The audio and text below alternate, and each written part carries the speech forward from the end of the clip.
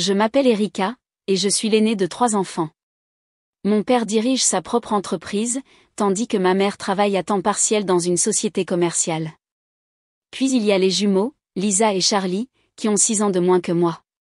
Ils ont toujours été les enfants chéris, ceux qui ne faisaient jamais rien de mal aux yeux de nos parents. Dès la naissance des jumeaux, mon rôle au sein de la famille a radicalement changé. Je n'étais plus seulement une sœur aînée, je suis devenue leur nounou, leur femme de ménage et leur assistante personnelle, tout en un. Alors que les autres enfants de mon âge profitaient de leur enfance, je récupérais les jumeaux à l'école, je les aidais à faire leurs devoirs et je les emmenais à diverses activités parascolaires. La maison était aussi de ma responsabilité, le ménage, la cuisine, les courses, tout ce à quoi vous pouvez penser, je le faisais. Pendant ce temps, Lisa et Charlie ne bougeaient pas le petit doigt. Ils rentraient à la maison, jetaient leur sac à dos n'importe où et laissaient une traînée de désordre comme si c'était leur travail. Un après-midi particulièrement frustrant, vers l'âge de 15 ans, j'ai finalement trouvé le courage de confronter mes parents à cette situation. « Maman, papa », ai-je dit pendant le dîner, essayant de garder la voix ferme, pourquoi suis-je la seule à devoir faire toutes les tâches ménagères ? Lisa et Charlie n'aident jamais à rien. Maman a posé sa fourchette et m'a lancé ce regard, celui qui me faisait sentir ridicule d'oser même poser la question. Chérie, c'est comme ça que les choses fonctionnent dans les familles. L'aîné a toujours plus de responsabilités. Mais ce n'est pas vrai, ai-je protesté. J'ai été chez Sarah et Jessica, et leur famille partage les tâches équitablement entre tous les enfants. Ces familles élèvent mal leurs enfants, a rétorqué maman brusquement, le visage durci. C'est de ça qu'il s'agit ? Tu as puisé des idées auprès de tes amis ? Les jumeaux ont échangé des sourires complices de l'autre côté de la table. Ils adoraient quand je me mettais dans le pétrin. Plus tard cette semaine, j'ai essayé de parler directement à Lisa et Charlie de les aider davantage. Pourquoi n'aidez-vous jamais aux tâches ménagères, leur ai-je demandé pendant que nous faisions leurs devoirs. Lisa a roulé des yeux. Maman dit qu'on doit se concentrer sur nos études et nos activités. C'est notre principale tâche. Oui, a ajouté Charlie avec un sourire suffisant, c'est censé être toi qui fasses tout ça. Maman nous l'a dit. Mais il ne s'agissait pas seulement des tâches ménagères. Les jumeaux semblaient prendre plaisir à me rendre la vie plus difficile. Ils salissaient délibérément les pièces que je venais de nettoyer, ou cassaient des choses et me mettaient la faute sur le dos. Parfois, ils mentaient à nos parents, affirmant que je ne les avais pas aidés avec leurs devoirs ou que j'avais oublié d'acheter quelque chose qu'ils m'avaient demandé. Ma dernière année de lycée aurait dû être excitante, un moment rempli de candidatures universitaires, de visites de campus et de rêves d'avenir. Au lieu de cela, elle est devenue un autre rappel que, dans ma famille, je serai toujours secondaire par rapport aux jumeaux. Je me souviens clairement de cette soirée. J'étais assise à la table de la cuisine entourée de brochures universitaires lorsque mes parents sont rentrés à la maison. Ils avaient cette expression sur le visage, celle qu'ils affichaient toujours lorsqu'ils étaient sur le point de me donner de mauvaises nouvelles. « Erika, on a besoin de te parler de l'université », a commencé papa, sans me regarder dans les yeux. Maman a interrompu, d'une voix pragmatique. « On a examiné nos finances, et on n'a tout simplement pas l'argent pour tes études universitaires. Toutes nos économies doivent être consacrées à l'avenir scolaire des jumeaux. » Ces mots m'ont frappé comme un coup physique. Je suis restée assise à regarder les brochures qui semblaient maintenant se moquer de moi avec leurs promesses d'avenir brillant et de nouveaux départs. Mais j'ai travaillé si dur, ai-je réussi à dire, ma voix à peine au-dessus d'un murmure. Mes notes sont bonnes. Je pourrais obtenir des bourses. La décision est définitive, m'a interrompu maman. On doit penser à l'avenir de Lisa et Charlie. Et mon avenir, qu'en est-il, ai-je demandé, luttant contre les larmes. Tu es débrouillarde, chérie, a dit papa, me donnant une tape inconfortable sur l'épaule. Tu t'en sortiras. Ce soir-là, je me suis couchée en écoutant les jumeaux rire dans leur chambre au bout du couloir. Ils le savaient déjà. Je l'ai senti à la façon dont ils m'avaient souri avec suffisance pendant le dîner. Encore une fois, ils obtenaient tout tandis que je n'obtenais rien. Mais quelque chose s'est brisé en moi ce soir-là.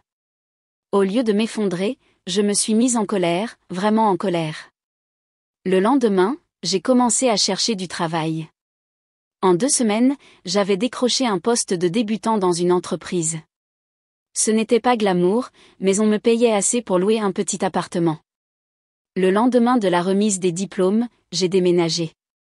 Les années qui ont suivi ont été dures, mais j'ai travaillé comme une folle. J'ai saisi toutes les opportunités de formation offertes par mon entreprise, je me suis porté volontaire pour des projets supplémentaires et j'ai peu à peu gravi les échelons de l'entreprise. Même si je n'avais pas de diplôme universitaire, j'avais quelque chose de mieux, une expérience du monde réel et une détermination féroce à réussir. Pendant ce temps, les jumeaux ont fait leurs études universitaires comme prévu. Maman et papa ont trouvé beaucoup d'argent pour leurs frais de scolarité, leur logement et leurs dépenses. Ils ont obtenu des diplômes sophistiqués et des attitudes encore plus sophistiquées à ce sujet. L'ironie ? Lisa ne peut pas garder un emploi plus de 3 ou 4 mois. Elle a toujours une excuse sur la raison pour laquelle chaque poste n'est pas adapté à ses talents. Et Charlie ?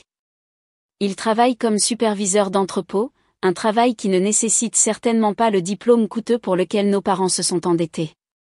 Mais oh, comme ils aiment mentionner leurs études universitaires à chaque réunion familiale.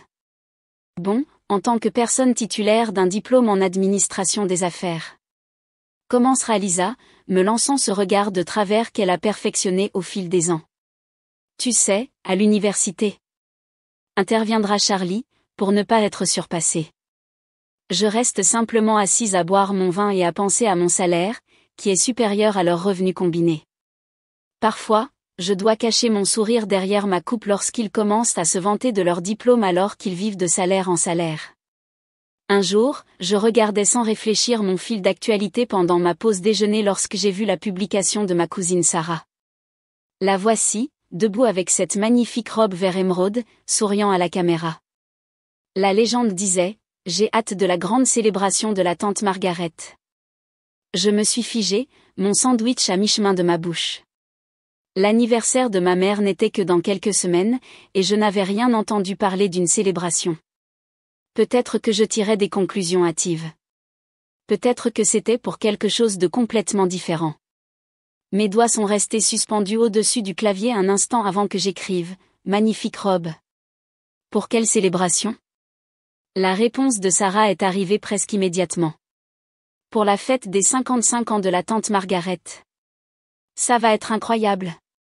Comment se fait-il que tu n'aies pas encore commencé à planifier ta tenue ? J'ai senti comme si on m'avait plongé dans de l'eau glacée. Ma mère planifiait une grande fête d'anniversaire, et moi, sa fille aînée, je n'étais au courant de rien. Mes mains tremblaient tandis que je sortais les contacts de mon téléphone et que j'appelais ma mère. Elle a répondu au 4e appel. Erika ? Qu'est-ce qui se passe ? Je suis assez occupée en ce moment. Maman, ai-je dit, essayant de garder la voix ferme, je viens de voir la publication de Sarah concernant ta fête d'anniversaire. Pourquoi je n'ai rien entendu à ce sujet ? Il y a eu une pause de l'autre côté de la ligne, puis un petit soupir. Quand elle a reparlé, sa voix avait ce ton condescendant familier que j'avais entendu en grandissant. Oh, ça. Eh bien, Erika, je ne t'ai pas invitée parce que je ne veux pas que tu sois là. J'ai effectivement éloigné le téléphone de mon oreille et l'ai regardé fixement un instant. Je dois avoir mal entendu. Qu'est-ce que tu veux dire par « je ne veux pas que tu sois là » ? Je suis ta fille. Oui, eh bien, s'est-elle éclairci la gorge, le fait, Erika, que ce sera un événement assez élégant. Il y aura beaucoup de gens importants, des gens de la haute société, des partenaires commerciaux de ton père, mes amis du club de campagne, et franchement, j'aurais honte de te présenter. Tu n'as pas de diplôme universitaire, Erika. Que dirais-je quand les gens demanderont ce que tu fais ? Ce serait gênant. Je suis restée assise là, le téléphone collé à l'oreille, écoutant ma mère me dire essentiellement que je n'étais pas assez bien pour assister à sa fête d'anniversaire. Donc Lisa et Charlie sont invités ? Ai-je demandé, connaissant déjà la réponse. Bien sûr qu'ils le sont, a-t-elle répondu comme si c'était la chose la plus évidente au monde. Ce sont des diplômés universitaires. Ils comprennent comment se comporter en compagnie sophistiquée. J'ai pensé à Lisa, qui ne pouvait pas garder un emploi plus de quelques mois, et à Charlie, qui travaillait dans un entrepôt. Mais ils avaient des diplômes, donc apparemment, cela les rendait assez sophistiqués pour la fête de maman. Je vois, ai-je dit, ma voix sonnant étrange et distante à mes propres oreilles. Donc c'est comme ça que tu te sens vraiment à mon sujet? Oh, ne sois pas si dramatique, Erika. C'est précisément pour ça que je ne voulais pas avoir cette conversation. Tu fais toujours toute une scène. J'avais toujours su que ma mère aimait plus les jumeaux que moi, mais c'était différent. Il ne s'agissait pas seulement d'un traitement de faveur ou d'une négligence occasionnelle. C'était ma mère déclarant explicitement qu'elle avait honte de moi, que je n'étais pas digne d'être vue avec la famille en public. J'ai à peine dormi cette nuit-là, les mots de ma mère se répétant dans ma tête. Le matin, j'étais convaincue que mon père ne pouvait pas être d'accord avec ça. Il avait toujours été plus raisonnable, même s'il favorisait les jumeaux. J'avais besoin d'entendre sa version des choses. J'ai conduit chez mes parents le lendemain matin, répétant dans ma tête ce que je dirais. En entrant dans l'allée, j'ai remarqué que les voitures de Lisa et Charlie étaient également là. Génial, toute la famille était à la maison pour cette confrontation. Maman a ouvert la porte avec un air d'exaspération, comme si j'étais une vendeuse à domicile interrompant sa journée. « Erika, que fais-tu ici ? » « J'ai besoin de parler à papa, » ai-je dit, la poussant pour entrer dans la maison. Ils étaient tous dans le salon, papa dans son fauteuil habituel, les jumeaux allongés sur le canapé comme s'ils étaient les maîtres des lieux. « Papa, » ai-je commencé, ma voix déjà tremblante d'émotion, maman t'a-t-elle raconté notre conversation d'hier ? Qu'est-ce que tu en penses ? Il s'est déplacé mal à l'aise sur sa chaise, sans me regarder dans les yeux. Je pense que ta mère a raison. Il serait préférable que tu ne viennes pas. Ces mots m'ont frappé comme une gifle. J'ai regardé autour de la pièce ces personnes qui étaient censées être ma famille. Vous vous sentez tous comme ça ? Évidemment, Lisa a roulé des yeux. Personne ne veut de toi là. Charlie a acquiescé. Pour une fois, tu ne peux pas simplement accepter quelque chose sans en faire un gros problème ? Je ne pouvais pas croire ce que j'entendais. Donc aucun de vous ne voit rien de mal à m'exclure d'une célébration familiale ? Vous ne vous rendez pas compte à quel point c'est injuste ? Ça a été comme ça toute ma vie. Les jumeaux sont les préférés, et moi, on me pousse au fond. Vous ne me voyez même plus comme faisant partie de cette famille. Tu vois, Lisa s'est levée d'un bond, me désignant accusatoirement. C'est précisément pour ça qu'on ne veut pas de toi là. Tu es une reine du drame, Erika, toujours à faire des scènes, toujours à réagir négativement à tout. Chaque fois qu'il nous arrive quelque chose de bien, tu essaies de gâcher tout avec ton attitude. Tu es jalouse parce que Charlie et moi, on a fait quelque chose de nous-mêmes tandis que toi. Ça suffit, ai-je interrompu, ma voix s'élevant. On a fait quelque chose de nous-mêmes ? Vous ne pouvez pas garder un emploi pendant 3 mois, et Charlie travaille dans un entrepôt. La seule chose que vous avez faite de vous-même, c'est une blague. Erika, a halené maman, s'agrippant à ses perles comme si elle venait de commettre une horrible faute sociale. Je me suis tournée vers mon père, cherchant désespérément un signe de soutien, mais son visage s'était durci. Je pense qu'il est temps que tu partes, a-t-il dit fermement. Cette conversation est terminée. Sors immédiatement de notre maison. Je suis sortie de la maison furieuse, claquant la porte avec tant de force que les fenêtres ont tremblé. En montant dans ma voiture, je pouvais les voir à travers la fenêtre du salon, probablement déjà à critiquer mon départ dramatique. Mais je m'en fichais. Ils avaient enfin montré leur vrai visage, tous. On dit que la vengeance est un plat qui se mange froid, mais parfois, la vie vous offre une occasion trop parfaite pour la laisser passer. C'est exactement ce qui s'est passé. 2 semaines avant l'anniversaire de ma mère, je déjeunais dans ce petit café du centre-ville, pas mon endroit habituel, mais mon endroit habituel était plein. En attendant ma commande, j'ai jeté un coup d'œil dans la salle, et c'est là que je l'ai vue. Ma mère était assise dans une cabine du coin, essayant d'être discrète avec un chapeau à large bord, mais je reconnaîtrais cette posture parfaite n'importe où. Elle n'était pas seule. Assis en face d'elle, il y avait un homme que je n'avais jamais vu auparavant. Il devait avoir une 40aine d'années, bien habillé avec un costume d'affaires, et ce n'était certainement pas mon père. Pendant que j'observais, il a tendu la main par-dessus la table et lui a touché la main, et elle a ri bêtement, vraiment ri bêtement, comme une écolière. Mon téléphone était dans ma main avant même que je réalise ce que je faisais. J'ai fait semblant de consulter les réseaux sociaux tout en orientant soigneusement la caméra vers eux. Clic, un autre cliché. Clic, un rire partagé. Clic. Après environ 1 heure, ils se sont levés pour partir. J'ai attendu quelques instants, puis je les ai suivis.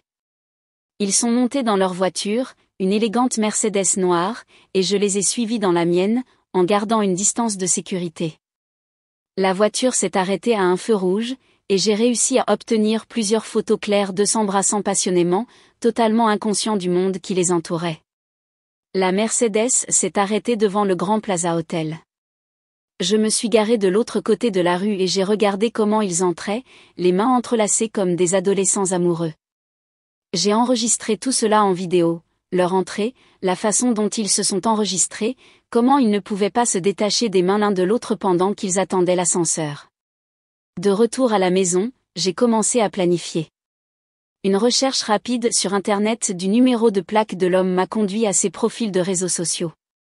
Il n'a pas été difficile de le trouver. Richard Thompson, promoteur immobilier prospère, bureau en centre-ville, marié, 3 enfants. J'ai passé les jours suivants à préparer tout. D'abord, j'ai fait imprimer les photos professionnellement en grand format. Celle où ils s'embrassaient dans la voiture était particulièrement réussie. Le métrage de l'entrée de l'hôtel a été mis sur une clé USB, ainsi que plusieurs autres clips que j'avais réussi à capturer. J'ai acheté le plus élégant coffret cadeau que j'ai pu trouver, de couleur crème avec des ornements dorés. J'ai soigneusement enroulé chaque photo dans un tube et je l'ai attaché avec un ruban de soie, très élégant, très sophistiqué, comme ma mère a toujours insisté pour que tout le soit. La carte de vœux a été la touche finale. J'ai écrit « Monsieur Thompson », nom complet et adresse, avec ma meilleure écriture, ainsi qu'une petite note, j'ai pensé que vous voudriez peut-être savoir qui est vraiment votre mari. Celle-ci était pour sa femme, que j'étais sûre d'être à la fête. Maman l'avait mentionné spécifiquement en parlant de sa liste d'invités sophistiqués. J'ai fermé la boîte et je l'ai attachée avec un joli ruban doré. Elle ressemblait exactement à ce que vous attendez d'un cadeau d'anniversaire coûteux. Personne ne se douterait de ce qu'il y avait à l'intérieur avant qu'il ne soit trop tard. Le jour de la fête d'anniversaire de ma mère est arrivé. J'avais tout arrangé à la perfection. Le coursier était programmé pour livrer le colis exactement à 20h30, quand je savais qu'il commencerait à ouvrir les cadeaux. Je me suis assise dans mon appartement ce soir-là, vérifiant nerveusement mon téléphone toutes les quelques minutes. Le coursier a confirmé la livraison à 20h32. Maintenant, tout ce que je pouvais faire était d'attendre. Je n'ai pas eu à attendre longtemps. Le lendemain matin, mon téléphone a sonné à 7h. C'était ma cousine Sarah, et elle était pratiquement à bout de souffle d'excitation. « Oh, mon Dieu, Erika, tu ne vas pas croire ce qui s'est passé à la fête hier soir. » Elle n'a pas attendu ma réponse avant de continuer. C'était absolument fou. Donc tout se passait exactement comme la tante Margaret le voulait, tout parfait et sophistiqué. Sarah a pris une grande inspiration avant de continuer. Puis ils ont commencé à ouvrir les cadeaux. La tante Margaret en faisait une grande démonstration, lisant chaque carte à haute voix et s'exprimant sur tout. Puis elle est arrivée à cette boîte crème vraiment élégante. Je pouvais parfaitement l'imaginer, ma mère au centre de l'attention, probablement vêtue de quelque chose de cher et de bon goût, entourée de sa liste d'invités soigneusement sélectionnés. Elle a ouvert la boîte et a vu ces choses enroulées attachées avec des rubans. Elle commentait en fait à quel point elles étaient joliment présentées tout en détachant la première. La voix de Sarah est devenue plus aiguë d'excitation. Puis elle l'a déroulée, et Erika, je n'ai jamais vu le visage de quelqu'un changer de couleur aussi vite. Qu'est-ce qui s'est passé ensuite, ai-je demandé, essayant de garder ma voix neutre. Tout a explosé. La photo la montrait en train d'embrasser un homme, et écoute-moi bien, l'homme et sa femme étaient tous les deux à la fête. Ton père a attrapé la photo, puis il a commencé à ouvrir tous les autres rouleaux. Chacun était pire que le précédent. Il y avait des photos d'eux entrant ensemble dans un hôtel, se tenant la main, tout. Sarah était pratiquement ivre d'excitation alors qu'elle continuait. Ton père a simplement perdu le contrôle. Il s'est jeté sur le type de l'autre côté de la table. Ils ont commencé à se battre la même, entre le gâteau et le champagne. La femme du type a commencé à crier sur ta mère, la traitant de tous les noms du livre. Elle jetait des choses, des verres, des assiettes, tout ce qu'elle pouvait atteindre. Elle criait sur le fait qu'ils étaient mariés depuis 20 ans, qu'ils avaient 3 enfants, que ta mère était une briseuse de foyer. Certains des invités ont essayé de les séparer tous, mais c'était un chaos total. Ça a l'air intense, ai-je dit prudemment. Sarah a baissé la voix à un murmure complice. Puis-je être honnête? C'était un peu incroyable à voir. Ta mère a passé des années à regarder tout le monde de haut, à agir comme si elle était meilleure que le reste d'entre nous, à nous sermonner toujours sur le comportement approprié et les valeurs familiales, et puis ça arrive. L'hypocrisie est simplement. Elle a vraiment ri. Je sais que je ne devrais probablement pas dire ça, mais ça n'aurait pas pu arriver à une personne plus méritante. J'ai pensé à la fête parfaitement planifiée de ma mère, son image soigneusement cultivée, ses précieux amis de la haute société, tout se brisant comme les coupes de champagne que la femme de son amant avait jetées. En quelques jours, j'ai entendu de plusieurs membres de la famille que papa avait quitté la maison et séjournait dans un hôtel. Il avait déjà contacté son avocat pour demander le divorce. La réaction de papa ne m'a pas surprise. Il avait toujours été fier, peut-être même à l'excès, et ce genre d'humiliation publique n'était pas quelque chose qu'il pouvait pardonner. Ce qui m'a surprise, c'est son appel téléphonique quelques jours plus tard. Erika, sa voix sonnait différemment, plus vieille d'une certaine manière, plus incertaine, j'ai besoin de te demander quelque chose. Je vais faire des tests ADN aux 3. J'ai besoin de quelques échantillons des tiens, cheveux et salive. Mon cœur a fait un bond. Je ne m'y attendais pas, même si j'aurais peut-être dû. Tu penses qu'on pourrait ne pas être? Je ne sais plus quoi penser, m'a-t-il interrompu. Après avoir découvert les activités de ta mère, je ne suis plus sûr de rien. Puis-je obtenir les échantillons? Bien sûr, ai-je dit. Tu peux venir à tout moment. Il est venu cet après-midi-là. Je ne l'avais jamais vu aussi défait, les épaules tombantes, le visage défait. Ce n'était pas le père sévère et sûr de lui dont je me souvenais. C'était un homme brisé essayant de reconstruire ce qui restait de sa vie. J'ai observé comment il ramassait soigneusement les échantillons, les plaçant dans des récipients stériles. Ses mains tremblaient légèrement. 2 semaines se sont écoulées. J'ai essayé de ne pas penser au test, mais il était impossible de ne pas se poser de questions. Puis papa a rappelé. Puis-je aller chez toi? Sa voix était étrange, tendue d'émotion. On a besoin de parler. 20 minutes plus tard, il était assis sur mon canapé, regardant ses mains. J'ai les résultats, a-t-il finalement dit. Tu es la mienne, seulement toi. Les jumeaux, ils ne sont pas les miens. Ta mère, elle a tout avoué. Il m'a regardé, les yeux rouges. Elle a eu une aventure il y a des années, avec l'homme qu'elle aimait, elle l'aimait mais il ne quitterait pas sa famille pour elle, alors elle s'est contentée d'avoir ses enfants. Il est mort il y a quelques années. J'ai coupé les ponts avec les jumeaux.